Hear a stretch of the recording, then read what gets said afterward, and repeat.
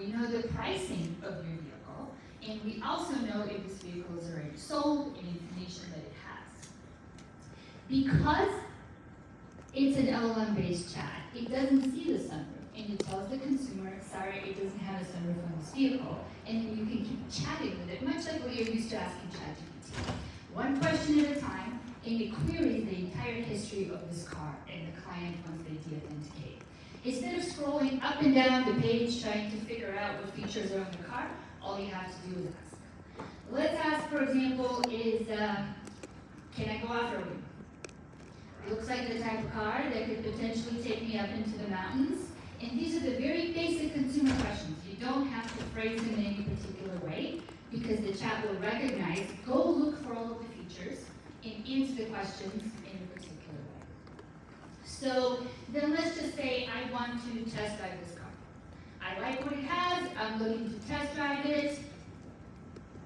We're going to ask the chat to schedule an appointment. The appointment gets generated directly into your CRM. If the customer already has an appointment with us, then the next step of that is going to be for the chat to recognize that they have an appointment and ask if you'd like to reschedule the existing or if you want a new one. Now, of course, because we have it configured, we have to meet your OEM standards, we need to make sure that the customer de-authenticates themselves. We're asking, I hate big lead forms. The bane of my automotive existence is a huge lead form on the page that the customer has to fill out. We hate it. As consumers, we wouldn't do it. So we're trying to ask in a way in which is really small, one small question at a time, which doesn't scare the customer into giving us all of this information. So once they give us their name and their email or the phone number, whichever way that they want to transact, they can schedule an appointment. We know what your open hours are. We know your availability. They can hit the appointment confirmation. Let's make it for 11 o'clock in the morning, and we can schedule. The confirmation of this appointment now, because it's going to go into your CRM, our salesperson AI agent goes to follow up. Much like when you go to the dentist office, they're going to say, hey, are you still coming in for your appointment today? So the follow-up comes from the CRM. Your salesperson doesn't have to do this anymore. It's going to confirm, and the appointment is going to be made, and we're going to test to make sure that the consumer is coming in. So what would we like to do next? Maybe let's look at the payment option. Unlike a regular chat product, it is part of our digital retailing solution. And what that means is it has your payments. It has your trade-in information data that you configure with the digital retailing solution.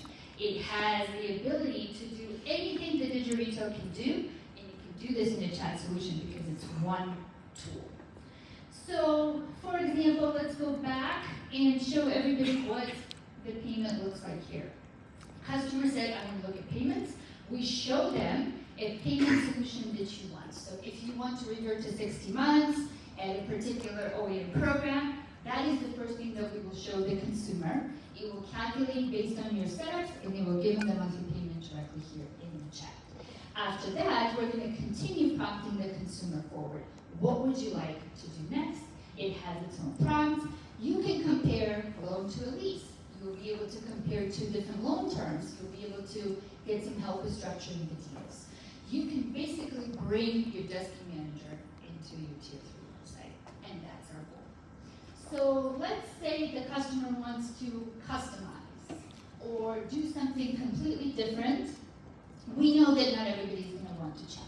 There's still a traditional element to the user experience in the digital retailing solution.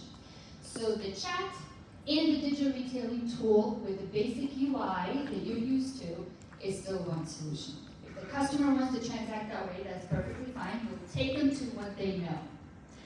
On the mobile phone, because it is going to be built mobile first completely, what that means is that the chat becomes your primary interface, but it can go back to your user interface directly. So we don't want to confuse the consumer. No one has done this before. We're going to find out and test, are we on the bleeding edge? Are we on the leading edge?